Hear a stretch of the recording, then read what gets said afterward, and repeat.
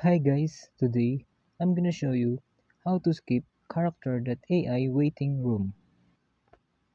So first, let's open our app,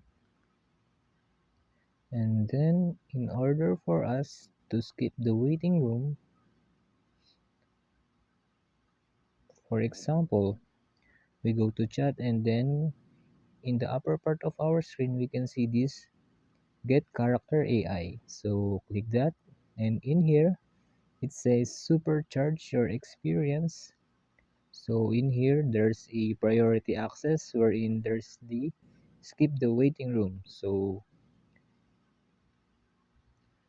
if we want to skip the waiting room, we should buy this subscription. So there's a fee about it. Also, there's another bunch of some freebies like this faster response time and then early access to new features. Also, you can get the Character AI Plus community access and then the Character AI Plus membership supporter badge. And lastly, you can renew monthly, cancel anytime with no penalties or fees. So all you gotta do if you want to skip the waiting room, you should subscribe to their subscription like this. So after that, you're all set.